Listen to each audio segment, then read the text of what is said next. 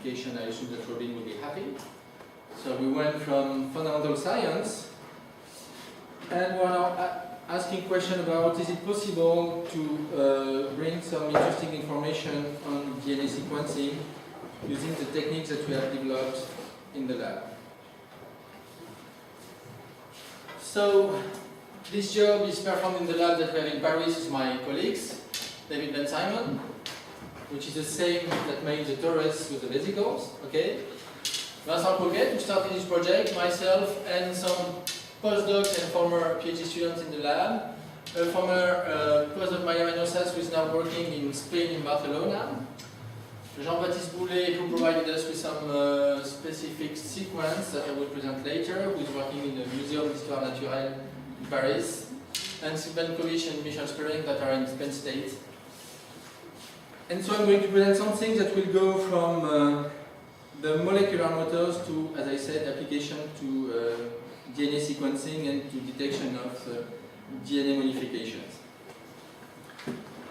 Okay, so this is what you can find on the web page of the Wikipedia web page about DNA polymerase. So I remind you, the DNA polymerase aims at synthesizing DNA. So you want to make a copy of a strand of DNA. And for that, the DNA polymerase need to have some primer, some small DNA portion that is already present on the template.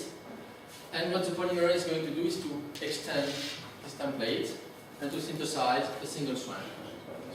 So this is the simplest use that you may find. So each time you have a letter, you have an A that is in green, in front you have a T. And so here I have an A, so what will do the polymerase? It will take some thymine in solution and will synthesize here and will move forward by one strand. So sometimes this process produces an error, and in that case what the polymerase does is that it moves back, it has some proofreading activity, it moves back, cut the newly synthesized base and move forward. Okay? So the fact that you have some mistakes during the incorporations, and with this proofreading mechanism, you then reduce the number of mistakes that you provide, that you have, and you have other mechanisms to go even further and to reduce this number of errors that you have during the DNA replications. How does it know it's an error? How does it know? So it's not the right base that's in front of the other one, so I assume that the structure is not the correct one. Okay? This is the usual hypothesis. So the tool that we are going to have is the one that you have seen. So just in case someone was not here yesterday when I did present it, I'm showing it again. So the DNA molecules that we are going to discuss today are DNA hairpins like this. So this is a single strand, and here you have a piece of double strand that is here looked. So the molecules that we are going to look at, they can range from 80 to 90 bases up to a few kilobases. And as I did present yesterday, we attach this to a paramagnetic bead, superparamagnetic bead that will behave basically like a dipole. We plate this into a chamber. We keep only the beads that are attached to a single DNA molecule, single hairpin. And then we plate that below some magnets. And here today we will not use the fact that we can rotate the system. We are going simply to use the fact that if we place magnets close to the sample, we will have a high force stretching the molecule. And if we are far, we will have a small force stretching on the molecule. Okay? So you have the idea. We are now able to stretch a hairpin with a force that will range from nothing, where the magnets will be very far, to a force that is typically 20 to 25 piconewton when the magnets are very close. Okay? And as I said yesterday, this will behave just like a zipper. So today I took a zipper. Okay? Except that it's not working, I cannot stretch it. So, but the idea is that we are going to exert a force that will be able to break the hydrogen bonds. So initially the airplane is closed. We stretch up to a force that is around 50 piconewtons. And here we break almost all the hydrogen bonds, and then we get to the single strand elasticity. When we reduce the force, the molecule will at some point start to nucleate the formation of the hairpin here, and then when you reduce the force, you will fold again onto the hairpin structure, and you will have the zero extension for the polymer. So you see that there is a slight hysteresis in the system, because when you reduce the force, you need some time to nucleate the fact that you close the loop. Okay? So the system is different from what I did present yesterday, in the fact, and this is due to the fact that the magnetic tweezers are a system where you impose the force, whereas the experiment that I did present yesterday, it was a system where you impose the position. Okay? So here, we start to open the hairpin when the force is large enough to open if you start with AT rich region, but if not, if GC rich region. Okay, let's say we start with GC rich regions. Then you start to open, but as the force is constant, then if you start to open the GC, you are going to open all the molecules. Okay? So this is why it's a two-state system, it's bistable, and so below it's closed and over it's open. So here it's a bit more difficult to open, it's likely because on this specific example there was a very rich GC rich region where it was, you need a little bit more force to open it. So if you compare that, this is the elasticity of a single strand, of the same single strand DNA molecule, and you can obtain this one if when you have opened the hairpin here, you place a sequence that is complementary to the loop that is here, and so if you do that, you forbid the nucleation of the closure of your system. Okay? So then you have something that is metastable, but that is stable enough so that you can measure this simple elasticity. Okay? And as we said yesterday, the difference, we monitor the vertical extension of our molecule by looking at the diffraction image of the bits that are 1 micron that we do. Okay, the system is clear. We close and open the zipper. Now we use this to study the action of a DNA polymerase. So you remember the very first drawing that I took on the Wikipedia page. Here we have a system where we have the DNA, the primer, and so the polymerase will recognize the structure and will start to synthesize the molecule. Okay? So, in some cases, what we observe, so it will bind here, and if here you have a little piece of single-strand DNA, so the molecule will start synthesis of the polymer. And so in some cases, it will be able to continue and to open, to break the hydrogen bonds that are here, that are going to be broken, and then the extension of our molecule will increase. Okay? Just in case, because I mentioned that it's possible to have exonuclease activity, I told you that it's the case when you have the incorporation of an incorrect base. In this case, your polymerase will go back. As it will go back, you will have the possibility to refold the hairpin, and so the extension should decrease. Okay? So if on the hairpin you have the synthesis, you should have an increase in extension. If you have an exonuclease activity, you should see a decrease. Okay? This is related to what I told you yesterday. In that kind of system, we can monitor the activity of an enzyme by simply looking at the change in extension of our molecule. So there is a, if you think about biology, you have another case that is once you have gone through this loop, that you have a structure that is like this, and then you are not doing something that is called strand displacement, because here to do the synthesis you have to displace a strand, but you simply extend the primer that is here, and so it's called the primer extension activity. So you have different activities for the DNA polymerase that you can monitor and that should result in a change in extension. So the polymerase that you have studied comes from a virus, a phage named T4. This is the name, so this is the curve that you have here comes from the wild type T4 DNA polymerase, and then here you have the full DNA polymerase. So we said that when you have an increase in length, it means that you have the synthesis of the DNA. So in this region, you have the synthesis of the DNA. Here, maybe the polymerase has gone, maybe it has stopped, and here you see again the synthesis of the polymer. Here, when we started, as you can notice, we see a decrease in extension. So here we see the exonuclease activity. Here we go up to this configuration, so we go through the loop, we have to the maximum, and in the end, here you see a decrease in extension because, as I told you, the double-strand DNA at forces that are about 10 piconewton, the double-strand DNA is shorter than the single-strand DNA. I will show you the curve again later, but typically you have, I hope I'm not modifying the plan for the weekend. Genetic modification. Here is the double-strand DNA, okay, and here is the single-strand DNA. So here the typical force where the two curves cross are at about 5 piconewtons, and here at 10 piconewtons, the double-strand DNA is shorter than the single-strand, and this explains why here we have a shortening of the molecule. Okay?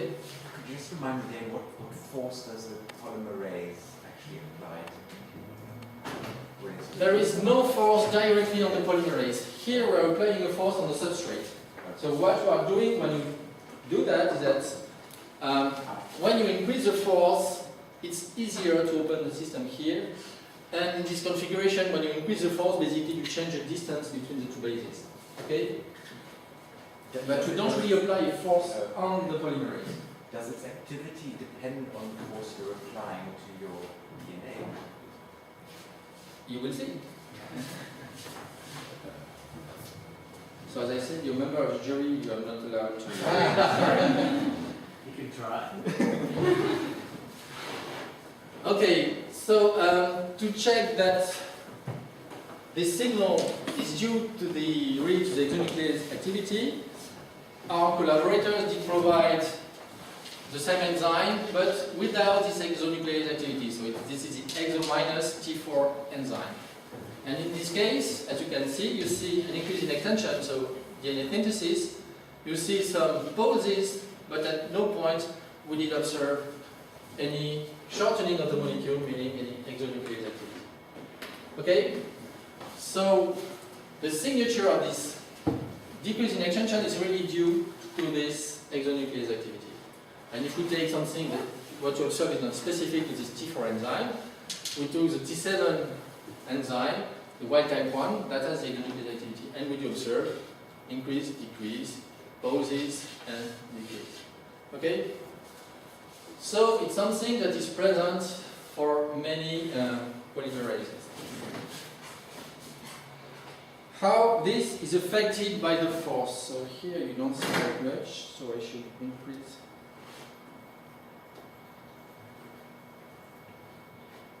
This is better.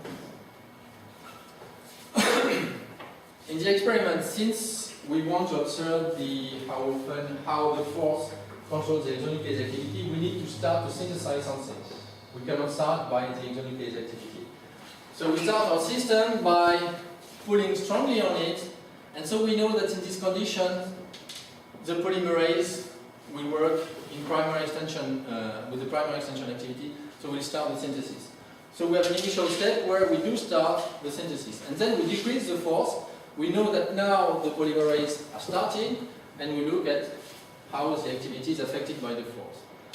So if you work with a force that is relatively high, 13 piconewtons, you see that you have mainly only increases, pauses, increases, and so on.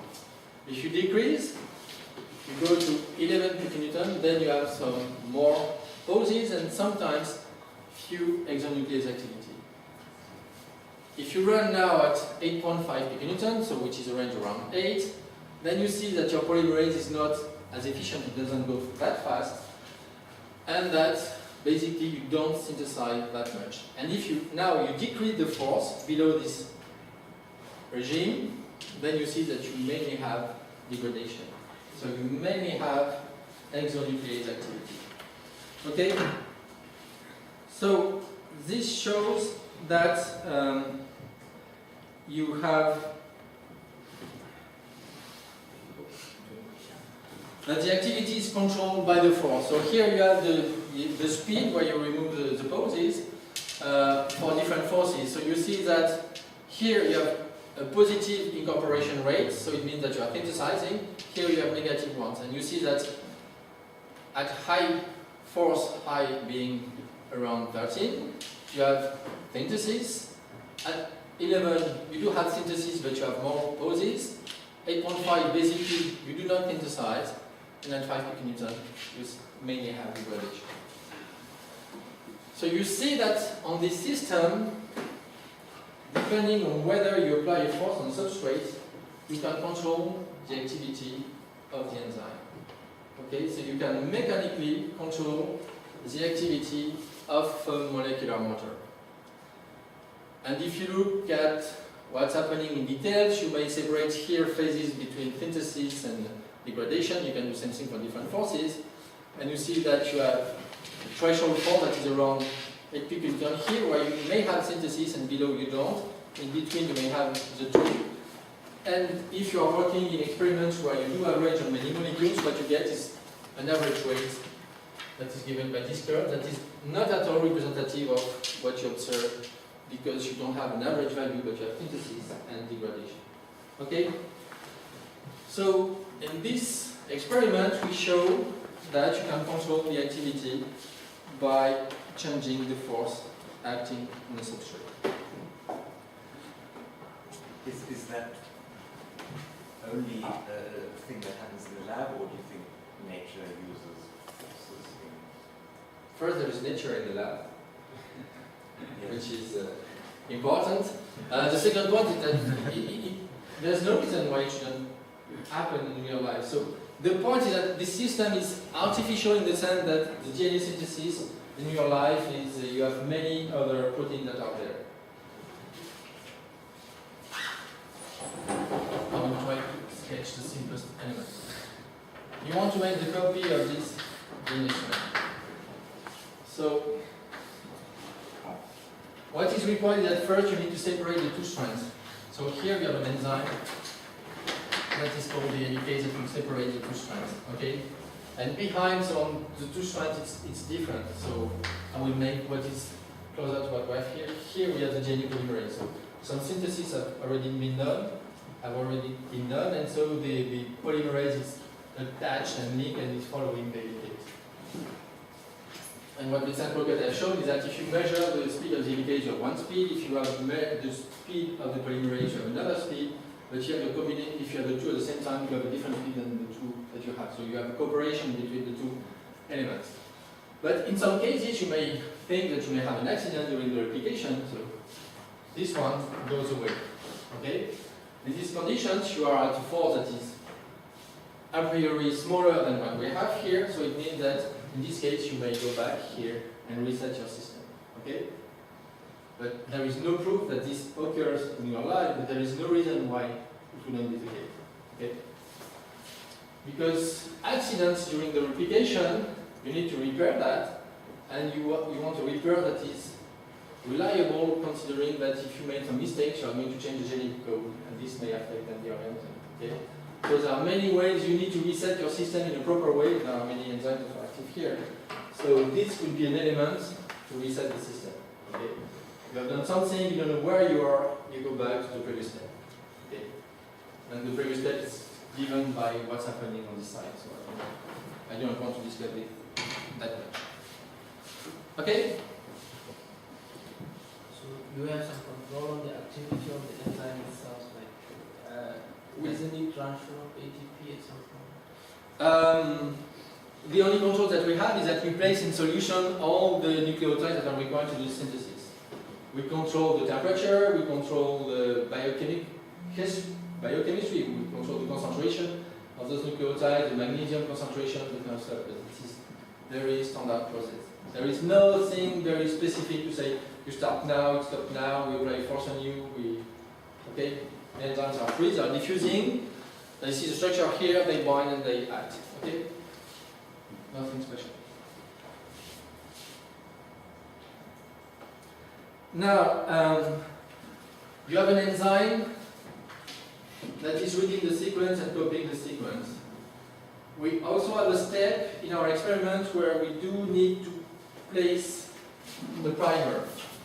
At some point, we have to say the enzyme, to start the enzyme, so here is our setup, we need to have the primer. I told you that the DNA polymerase needs a starting point. So we need to bind something here. So to bind something here, it means that we must place in solution something that is complementary to this part. Okay? So it means that in a sense, starting the experiment or having a protein that reads the sequence, we have a way to have access to the sequence of the DNA. And this is something that we are going to look now and see what we could do with our present technique. So a few words about the way you read DNA sequence in labs for the moment. So this is the principle of the very first and more reliable reading technique that is called Sanger. Sanger sequencing. The idea is to do an experiment that is very similar to what I did explain. You start with the primer, you have the DNA polymerase that is doing synthesis, and you are going to add different bases along the polymer. The idea that Sanger had is to have a proportion in the reaction, to have a proportion of nucleotides that are stopping the reaction. It means that you have 99% of the A bases that are correct, so you are going to continue the synthesis after the incorporation of those A bases, but some of them are modified and are going to block the synthesis. It means that at each step of the synthesis, you have a given probability to incorporate a base that will stop the reaction. If you do that, the fragment that you are going to synthesize will have a given length, okay? And you will have lengths corresponding to, in one tube where you have the A modified bases, where you will have molecule with given lengths and corresponding to the final base that will be an A. You can do the same thing where the final base will be a C, a T, and a G. And if you measure the extension of the molecules that you are synthesizing, then you are able to say this one stopped on an A, the other one that is just a bit longer stopped with a T, the other one with an A, then here it was a C, and so on. So you are synthesizing molecules that are different in size, and the last element tells you what was the last incorporated base. And by doing so, by looking on a gel like this, you can read the DNA sequence. Okay? This is the very first technique, and as far as I know, this is the only one that is still valid if you consider the law. Okay? If you want to have a sequence that has some importance in the trial, this technique is the one that is recognized. Okay? But the problem of this technique is that it's by far too low and too expensive, so people develop other techniques that are called second generation sequencing or next generation sequencing, NGS. And the way they work is that you take a genome, you destroy the genome, you cut it into very small pieces, and you try to sequence all the different pieces, and since the whole genome is cut in very small parts, then you have to do some bioinformatics to see what are the different sequences that you have that will cover each other in order to reconstitute the different elements of the genome. Okay? You cut into pieces, you sequence everyone, and then you look at the overlaps in order to replace one after the other. So this is not a very simple process, but this is the way it works now in most of the sequencing machines that you find in labs. So if you look more in details into the machines, the one that is most commonly used now for the moment is this one. It's the Lumina that is developed by Roche Diagnostic. For Solexa, you have these companies that were developed by Steve Quake, who is in Stanford, but now they did bankrupt as far as I know. So the idea is that you isolate different fragments that you have cut onto different substrates. In some techniques you have to amplify them, in some techniques you don't. You may attach them on surface or in small emulsions like this, you attach them on different beads. and then you look at the incorporation of the different bases one after the other. So I think that you can't read here, so we have to increase the size again. So if we take what is developed by Illumina, you have the sequence that you want to read here. You incorporate bases that are fluorescent. Here you have incorporated a C base, and the base is modified in such a way that it's, one, it is fluorescent. Second, it also stops the synthesis. So here you incorporate a C base, you wash all the fluorophores that are around, you take a picture, so you see a green color, then you do some chemistry to cut what cuts the synthesis, you inject the other bases, you start again the process. Here you incorporate a C, here it's a G, that is yellow, and you look here, and at each spot, at each location, you see different color, each color corresponds to one base. Okay? So by reading the evolution of the color at each time, okay, you have access to the DNA sequence like this. So this is the way it works. So if you go now, it's something, it's a process that could be quite fast and not that expensive. But nevertheless, there are some problems that still remain. Here is another technique that has been developed. Instead of reading the sequence through the fluorescence, there is this company Iotorrent that developed a technique where they noticed that during the reaction, the incorporation of a base, you have nitrogen that is liberated, so you have a local modification of the pH, and the modification depends if you have an A base, a T base, a C, or a G. And by monitoring locally through an electrode the pH, you can detect what is the sequence.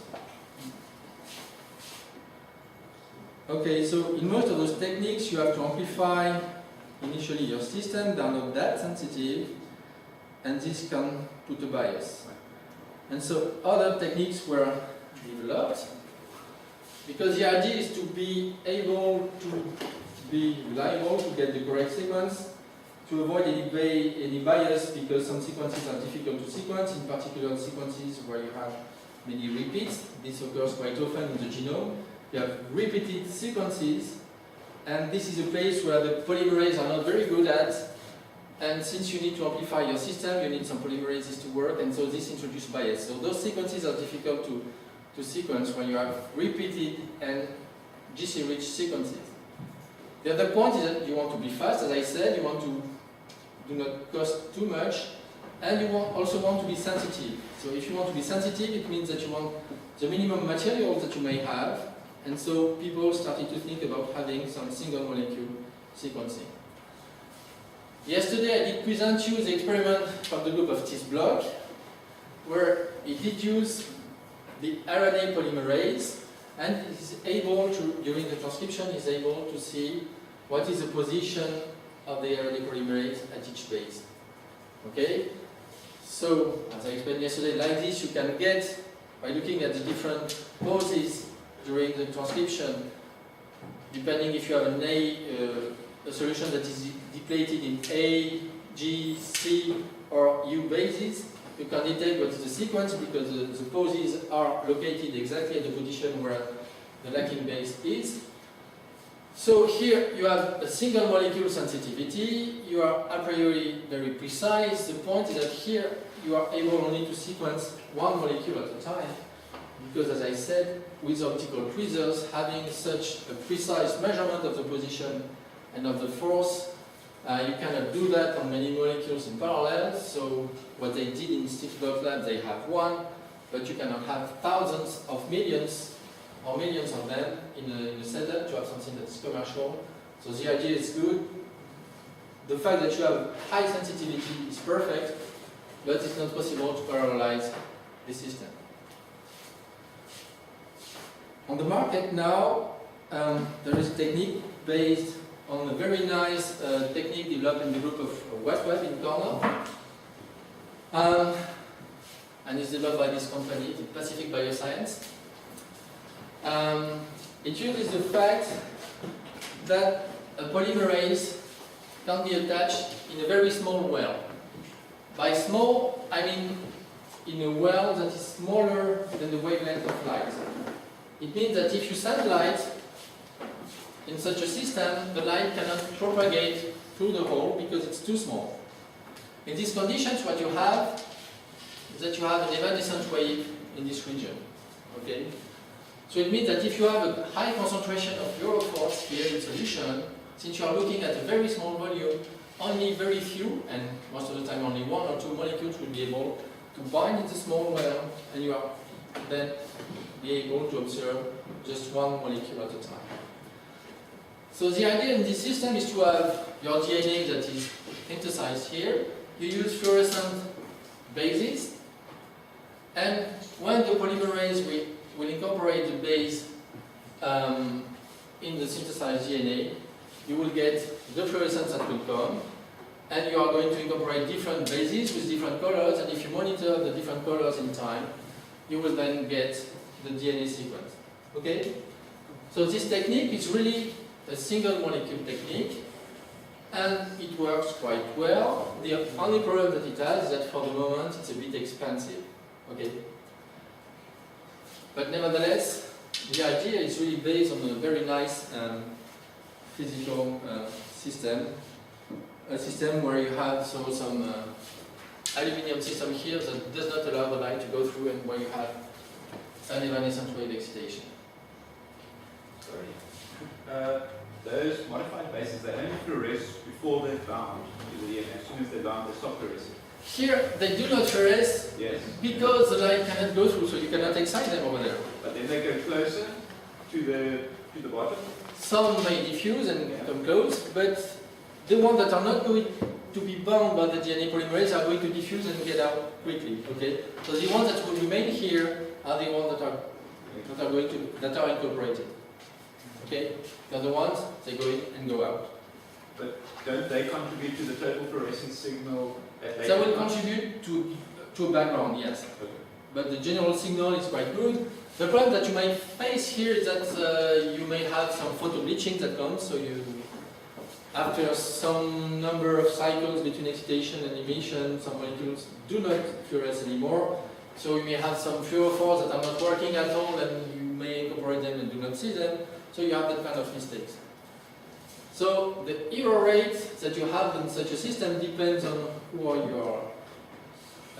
who is speaking to you. So if you look at what the bioscience is telling, the error rate is very low. If you look at consumers, it could be a bit higher. The fact is that they recently started something that where you may have a multiple reading of the same sequence.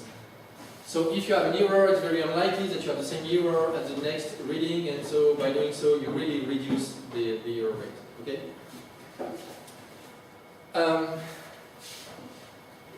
In this technique, the very first one, you can read DNA that are about between 800 and 1 kilobase. In this system, sometimes you read only tenths of bases, okay? It can be down to 15 to 50. In this system, you can go up, I think now they go up to 5 kilobases at the same time, okay? So, which makes life much easier when you have to see, you have cut your genome in different pieces, and you want to reconstruct the stuff, so it's easier when you have long read lengths, because it's easier, you have more parts that are shared between different elements, so it's easier to align the system a bit. So this technique is not that bad, okay, but expensive, as I said. Something that has been developed recently is that the use of nanopores for sequencing. So you use very small pores where you have currents going through, and when you have some DNA that gets into that hole, you will change the current, and the idea is that if you have different bases, you will have slight difference in the blockage current, and then it's possible to discriminate between the different bases like that. So there is a company based in Oxford called Oxford Nanopore that is developing this. So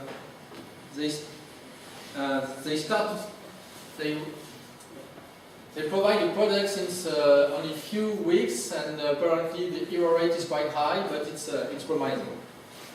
Okay. So here are the different techniques that you may find. So here again, the force extension curve that we used, and that I'm going to show you what we can do on the DNA sequencing with that. So one point that is important for us is that when you stretch a single strand DNA, typically what you get when you go from double strand like this to single strand is that when you break the zipper like this, each time we break one base, we get a change in extension of about 0.8 nanometer. Okay? Keep this number in mind, at least for the end of the talk. So, in our experiment, what is happening is that we have our magnets that we are going to place close to stretch the molecule and far so that the hairpin will be formed. We have some sequence that we have ordered to a company that are oligonucleotides that are complementary to some pieces on this DNA. This was a primer in the polymerase experiment that I did present initially. So we have the Brownian motion, then we fully stretch, we block, the hairpin will be attached, and just like something that may block a zipper, when you are going to close, there will be something that will block, and then we see a blockage at this position. We know the extension of this point. This means that we know where the primer was attached. Okay? So we have an information not only on the fact that in these points the complementary sequence is here, so we have an information of the sequence is present, but also we know where it is. Okay? And this is an important information for us. So for sure the blockage time that you have here will depend on the interaction of the primer to the sequence. So if you have a DNA primer that is long, you will have many hydrogen bonds, so it will stay for a long time. If you have something that is too short, it will bind, but we will not have the time to observe the blockage. Okay? So typically we work with oligonucleotides that are about 7 to 11 bases, depending if it's AT rich or GC rich. If it's AT, we have only 2 hydrogen bonds per base, meaning that the interaction is strong but not that strong. And so for the same length, an AT rich oligonucleotide will not last as much as a GC rich oligonucleotide. Okay? If we have a mismatch, a base that is not corresponding to the sequence here, but the others are, we will see a decrease in the time. So if the mismatch is in the middle, it will have a high effect. If it's on the side, basically just as if we were having something that is smaller than one base, and so the effect is not so critical. Okay? And typically, each time we increase the oligonucleotide that binds by one base, we multiply the blockage time by typically a factor of 4. Okay? So it's something that we can control quite well. Even though the windows that we have, because we are having a detection through a camera and we don't want to wait too long, is not that large. Okay, so when we place an oligo like this in solution, we observe, if there are different binding points, we may observe different blockage positions. Okay, here, here. And then we can measure the width of the blockage positions. And we have a width that is typically, it's difficult to read it. If you were looking at my computer, it would be better. That is typically 1.2, 1.3 nanometers. Okay? So I told you that when you open one base, the extension changes by 0.8 nanometer. And we can measure something only up to a precision that is 1.3 nanometer. So it means that we don't have one base resolution. We are just above. It's not yet perfect. Okay? How do you know if it's bound to the top or the bottom part? We don't know. Okay. For the moment, we don't know. So, from what I said, you may think that I did present the Sanger sequencing. Now I'm telling you that it's possible to see at which position the fork here is blocked, the hairpin is blocked. So we may think about trying to reproduce a Sanger experiment in our system. Polymerase will start, you synthesize, then you incorporate a base that is modified and where you are going to block. Okay? This is what's happening in singular experiment. The good point that we have here is that when we reduce the force, we have seen that then we switch to an exonuclease activity for the polymerase. So you do the synthesis, you incorporate the wrong base, okay, but we can reset the system. We can remove it and go back to the initial point. And then we can start again, and by doing multiple readings like this, we can see the different blockage position when we put A modified bases. We can do something for T, for G, and for C. And then in principle, we could get the sequence. But as I said, the bad point here is that we don't have one base resolution. So even though the system is working, first it takes some time because you have to do the synthesis, you read the extension, you have the exonuclease activity, and you must restart for every A position, every G position, every C position. So this will take a bit too long, and we don't have the precision for that. So we try to use different tricks. One being to do some biochemistry in our system so that it's possible. There is a company that did that. Each time you have 8 base, you do a treatment to your DNA molecule and you replace it by a sequence of 8 bases that do code for this A base. And you have different 8 bases that do code for a T and different for the G and for the C. So each time you have a color here that corresponds in real life to 8 bases, in fact it codes for a single one. So we turn around the fact that we don't have a single base resolution to move this to 8 base resolution, and there we know that we are good enough for that. So you have binding position, and like this you can detect where are the 8 bases at different position, and we can get like this the sequence. The cost of that is you must start from the initial sequence and expand each base. Okay? So this is not yet perfect. We did develop another alternative that this time use the fact that it's not stopped. Oh, here it is. We are going to use an enzyme that is called the ligase. When you have 2 pieces of DNA like this, and then you have a cut in one of the 2 strands, you have an enzyme, ligase, that is able to come here, and that will use ATP, okay, and it's going to synthesize the lacking element here, the lacking chemical bond here, okay? So we can do the same thing here. We know that here we have a T. We can place the solution something where we have an A here, and here we put something that is generated. You can buy in companies something where you have a mixture of here, you may have T, A, G, C, X can be any of the 4. So basically, whatever you have behind here, you will have the complementary sequence here. So this system will bind here, and then the ligase will be able to bind here and attach the system. And when we do that, we bind not one base, even though we detect only one, but we bind something that corresponds to all the different bases that we have here. So we use one base to detect, but we attach more. This is a problem because then we want to see the following base here. And what we do is that in fact we use a trick.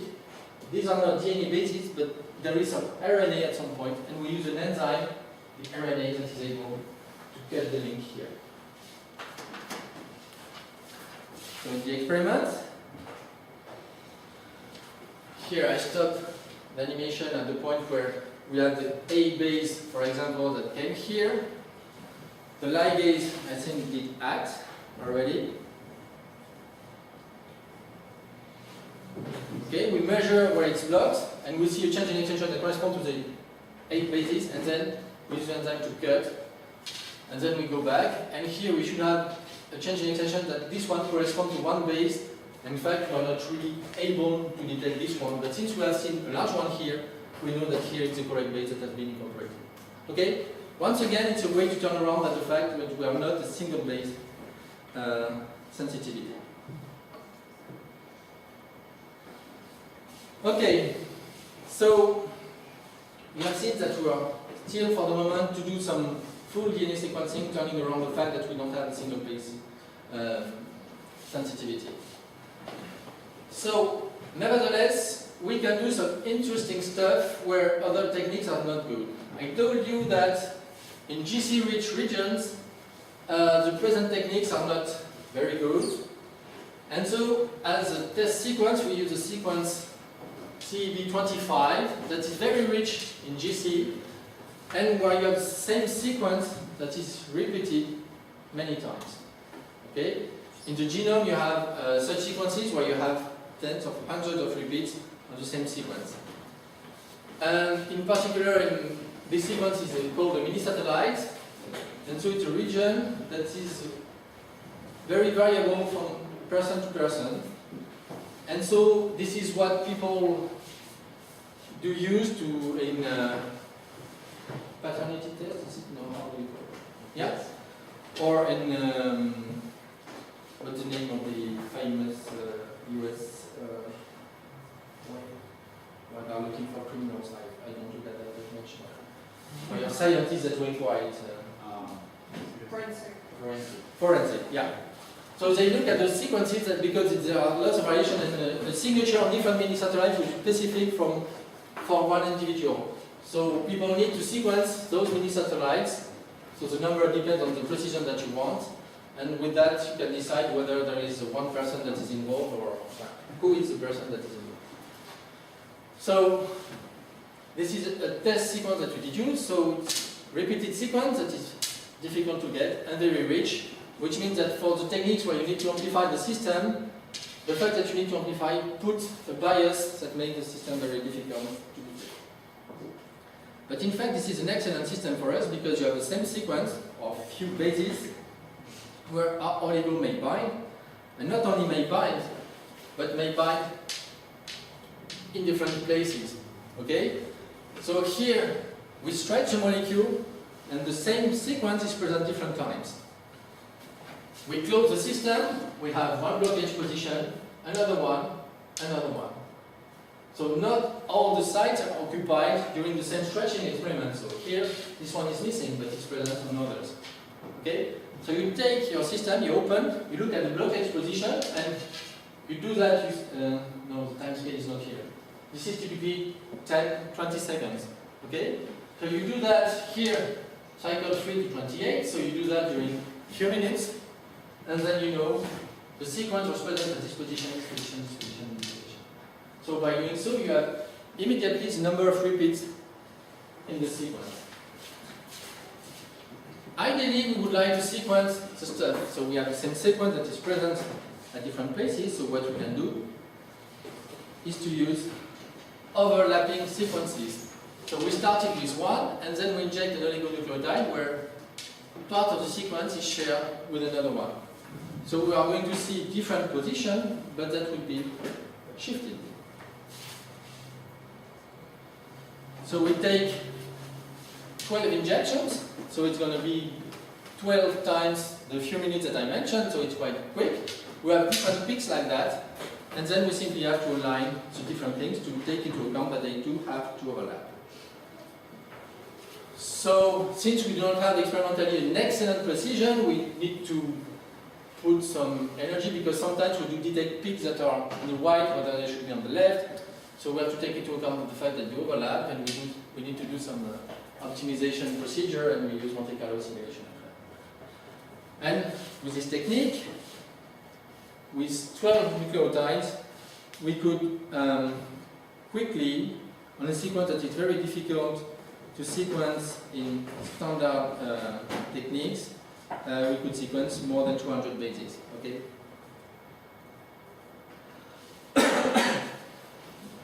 Now, as it was said during the first lecture, DNA sequence is not all that is important for the expression of genes in cells. And one element that is important are the chemical modifications that are present on the DNA. And these are called epigenetic modifications, so modifications that comes on top of the genetics. And the essential modification is the methylation. So you have a CH3 group that is added onto a base. And for the moment, there are not that very easy to use techniques to detect such DNA modification. Anything that could bind to the methylated base and could be able to block the folding of the hairpin could be used. And on the market, what you can find are antibodies that are against the methylation. Okay, so you have antibodies that you can put in solution that are going to feel that there is methylated base at some point, that are going to bind them. In our setup, does it block the system? We stretch, then the antibody may bind, we close, and we indeed observe some blockage. And so we can do this experiment, detect one blockage, two blockage, three blockage. Sometimes it remains blocked during one cycle, and at some point it may be. So we simply have to measure the different positions where we have blockage, and then we can see where are the methylated sites. And this comes quickly in a few seconds. So in this setup, we used a DNA sequence that we did new, that we did put the methylation at places that we wanted. We bought an enzyme that is doing the methylation at this site, so it recognizes an A, G, C, T sequence and puts their methyl group. And when we did the experiment, we observed 1, 2, 3, 4, but another fifth peak. And this peak that we did not expect because we didn't put a methylation there is in fact due to the fact that we made our DNA grow into the bacteria, and bacteria do have some enzyme that do methylate the DNA, and this is bacteria where we grew the plasmid, the DNA that did good methylation site.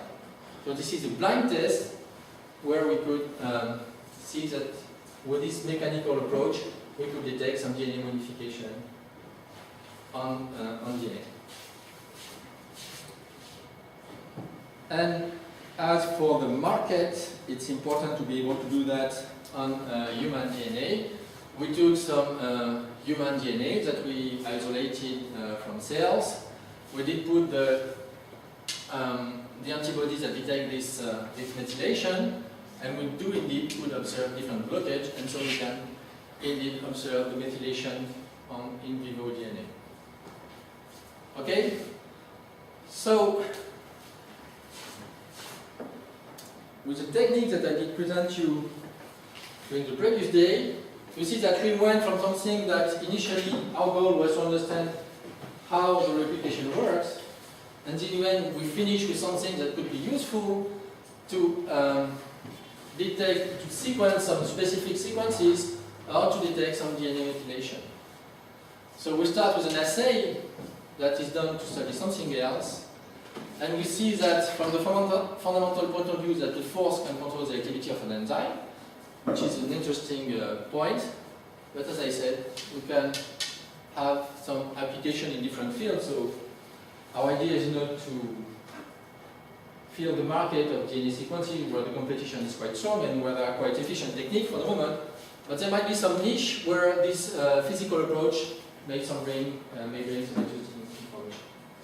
And so, if some of you have some $1 million to place in the company, we are ready to take that. Thank you for your attention.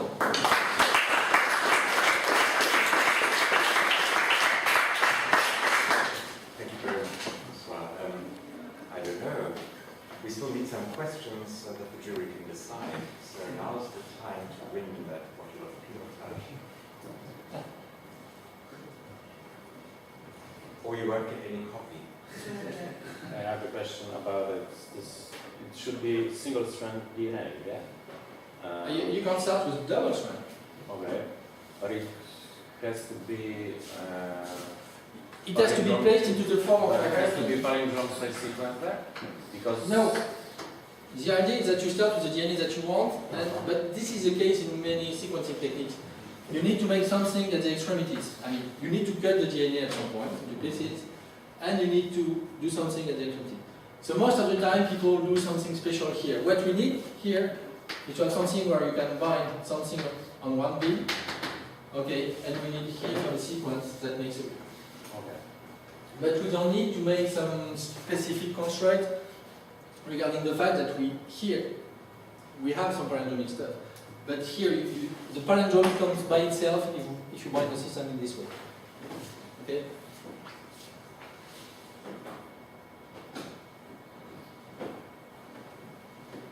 We need some more candidates, yes? When you attach the beads to the DNA, how do you know that the DNA isn't knotted in some way? Like a knot that you can't. How can this could be noted? What may happen is that you may have different hairpins attached to one bead. Okay? But in this case, you will have different springs in parallel. And Christian told you that in this case, the stiffness is twice higher, which means that to stretch the system to open the hairpin, this would require a force that is twice higher. Okay? But in this system, with this, how can you make? Well, if you take a piece of string, you can put a knot in it. The basic. Yeah, but here it's rather something like that. Okay. Yeah, if that end bit is a bit longer, then it could have wrapped around in some way, gone through a loop. I don't know. I'm just asking.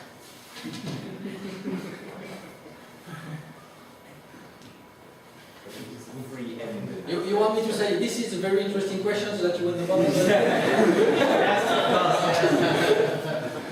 No, here I made something large, but typically here this is going to be 4 or 5 bases, okay? You won't have something that would be able to go Or something like that, yeah. No. What happened? No. Okay. One more question. Yes. So in terms of DNA origami or these things, so what is the maximum length scale that you can get with, or the sequence that you can get of the system, like, here, without inducing defects or anything like in the structure? what is the maximum length that we could get here? We could get something very long. The only problem that we face here is that we need to measure the change in extension that could be very, very long. Okay, and then the problem is that you are far into the sample, and with the techniques that we have for the moment, we cannot go that far. But we could stretch something that is 40 kilobases. Okay, typically the lambda DNA that is 50 kilobases. We could stretch. So the double strand is 16 microns, so it means that it's something that is 30 microns. The single strand is more than 30 microns. Okay? And the problem is that we must find the image of the bead that is 30 microns inside the sample, and since for the moment we're working with a no immersion objective that cannot look deeply into the sample, it's not that possible. But this is the limit. But in principle, there's no intrinsic limit to that. Okay. Now it's time for the jury to decide. Yes. Okay.